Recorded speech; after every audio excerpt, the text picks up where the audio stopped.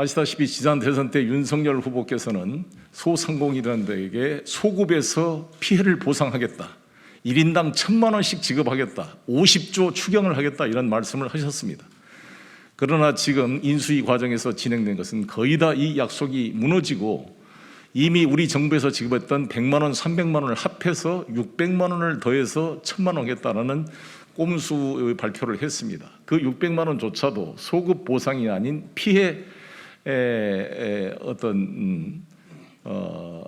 보상 차원, 앞으로 자기가 임의로 지급하는 그런 위로금 형태로 지급하겠다는 것인데, 그것도 600만 원을 일괄 지급이 아니라 선별 지급하겠다 함으로써 많은 소상공인들과 국민들이 실소를 하고 있는 상황입니다.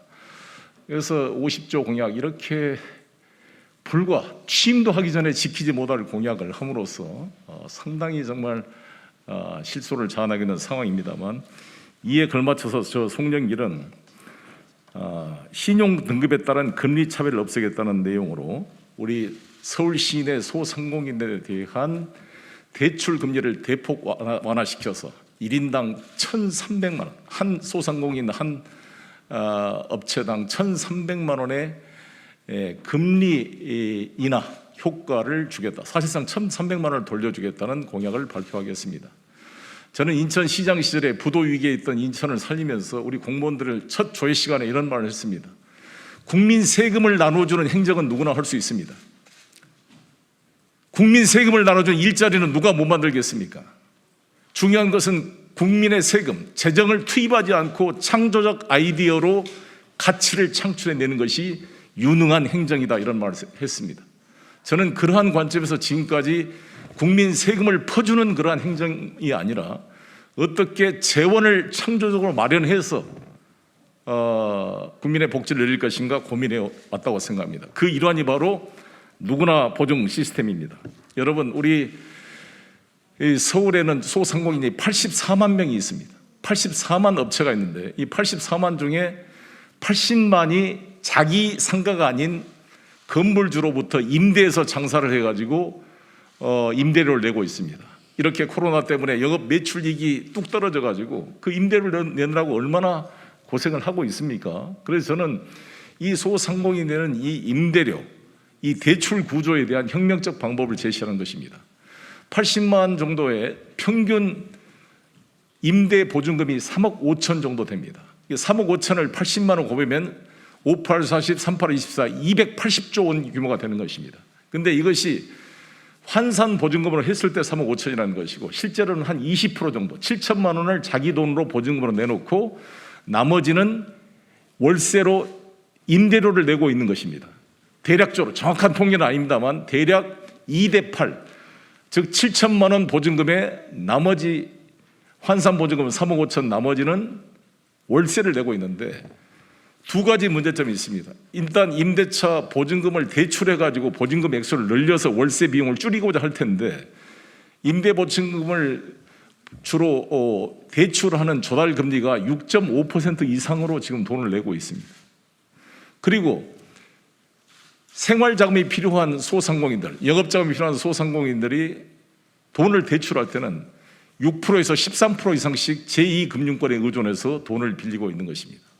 이에 착안해서 제가 하는 송영길의 누구나 보증 시스템이라는 것은 임대차 보증금을 빌릴 때 신용 등급에 따라 차이를 두지 않고 3%대로 대출할 수 있도록 상품을 만들어낸 것입니다.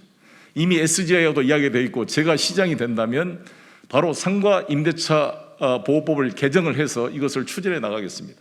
이 말의 취지는 뭐냐면, 전 세계 우리나라만 유일하게 임대차 보증금 제도라는 게 있습니다. 이 보증금은 임차인이 임대인한테 돈을 빌려준 거 아닙니까? 임대인 입장에서는 금융기관을 통하지 않고 목돈, 매덕이 되는 목돈을 임차인한테 전세 보증금으로 받는 것입니다. 주택은 전세 보증금, 상가는 상가 임대차 보증금을 받는 것입니다. 그럼 이건 내 돈입니다. 우리 임차인의 돈입니다. 이 내 돈인데 이 내 돈을 놔두고 우리는 신용등급이 약한 우리 서민들은 돈을 빌릴 때 제2금융권의 12%, 13%의 금리에 돈을 빌려야 되는 것입니다. 똑같은 인생을 살더라도 삶의 무게가 다른 것입니다. 물속에 걸어가는 잠수부가 30m 깊이와 50m 수심 깊이를 걸어갈 때 수압의 무게가 다른 것처럼 이 어려운 인생을 살아가고 사업을 해가는 우리 서민들은 이자율 차이 때문에 삶의 무게에 짓눌리는 무게가 다르게 불평등하게 살고 있는 것입니다. 그래서 저는 신용 등급에 따른 이자율 차이를 철폐하겠다는 게 송영길의 공약인 것입니다. 어떻게 철폐하느냐? 다른 일반 생활자금이나 유흥자금들을 빌릴 때는 당연히 이자율이 차이가 있을 수밖에 없죠. 근데 다른 돈이 아니라 적어도 보증금만큼은 이게 없어지는 돈이 아니기 때문에, 보증금을 빌렸다가 보증기가 만료되면 다시 갚을 수 있는 돈이기 때문에, 즉 어디로 도망가지 않는 돈입니다. 그런데 왜 보증금을 빌리는데 이자율을 높게 받냐는 것이 저의 문제의식의 핵심인 것입니다. 왜 채무의 성질을 보지 않고 채무인의 신용 등급을 보고 비싸게 이자를 매기냐는 것입니다. 지금 우리나라는 보증금 반환 담보 대출이 사실상 되고 있기는 하지만 은행이 보증금 반환 보증으로 담보를 해서 빌림에도 불구하고 신용 등급에 따라 이자율을 차이를 두고 있기 때문에 이것을 해결하고자 하는 것입니다. 이 표를 보겠습니다. 누구나 보증 시스템이라는 것은 이 순서를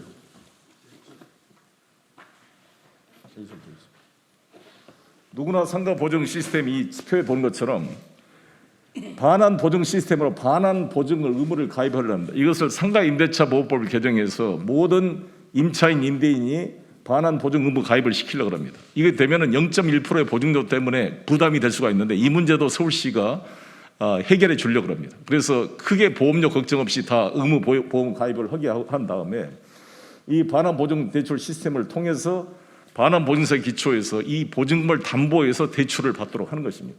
두 번째,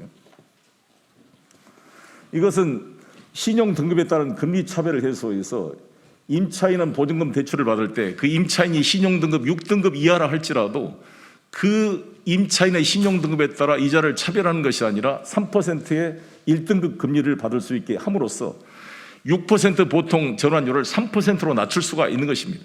보통 보증금 대출할 때 신용 등급이 안 좋으신 분들은 6%에서 13%까지 이자를 내고 돈을 빌릴 텐데, 이 보증금 반환 대출에 따라 이 신용을 하게 되면은 3%로 대출을 받음으로써 한 반 이상의 이자율을 절감하게 되는 것입니다. 차주별 비용 절감 효과는 연간 1,300만 원으로 해당된다고 봅니다. 연간 10조 원 정도가 해당이 되는 것입니다. 누구나 보증 시스템이라는 것은 이 내용들은 나와 있습니다만 실제로 3,500만 원 제가 낮게 잡았습니다만 이건 더 놀릴 수 있습니다. 왜냐하면 아까 말씀한 대로 3억 5천만 원 중에 자기 돈으로 된 게 20%짜면 7천만 원 아닙니까? 7천만 원의 그 반 3,500만 원만 담보 대출해도 이런 효과가 나온다는 말씀을 드리겠습니다. 다시 한번 정리해서 말씀드리면 저는 우리나라 사회가 이 은행이 이 예대차 비율, 즉 예금 이자율과 대출 이자율, 예대 비율을 마진을 가지고 천문학적인 지금 수익을 올리고 있습니다. 은행 금융권들이.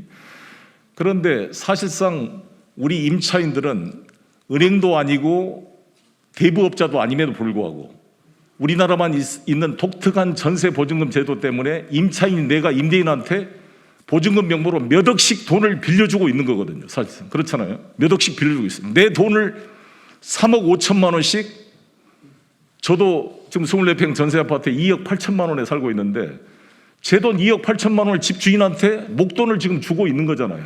그럼 이게 내 돈이에요.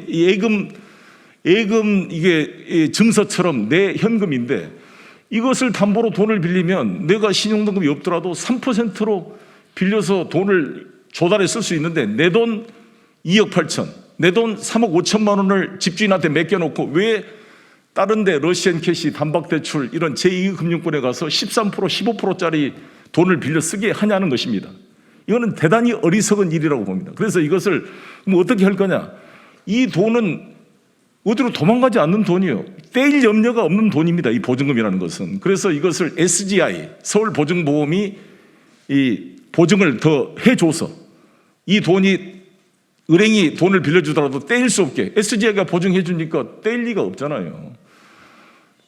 유일하게 떼일 건 뭐예요? 내가 보증금 반환 채권을 제3채권자가 압류해서 뺏어갈 때 그 돈이 뺄 수가 있는데 보증금 반환 채권을 SGI한테 채권 양도를 해버리면은 제3채권자가 압류할 것도 없어요.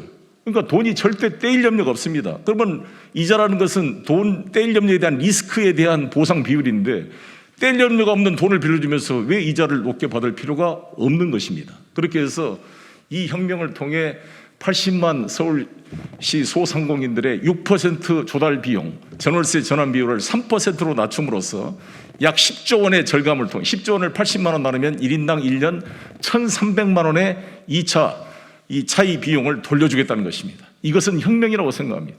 국민의 세금을 하나도 들리지 않고 이 아이디어로 은행권이나 제2금융권이 가져가는 돈을 서민에게 돌려주는 혁명적인 방법인 것입니다. 이러한 송년길의 혁신에 기초한 이런 공약들을 3차, 4차로 제가 제시하겠습니다. 제가 오늘 오후에 후보로 결정된다면 나머지 7개 공약을 순서대로 밝혀시켜서 어떻게 서울을 변화시킬 수 있는 것인지, 단순히 송년길이 폼으로 그냥 서울시장 나온 것이 아니라 얼마나 준비된 컨텐츠와 내용을 가지고 하나하나 서울을 변화시킬 것인지 보여주겠습니다. 5선 국회의원과 당대표가 그냥 폼으로 한 것이 아니라 수많은 고민과 열정 속에 쌓여있는 컨텐츠를 가지고 제시하겠다는 말씀을 드리면서 제 기자회견을 마치겠습니다.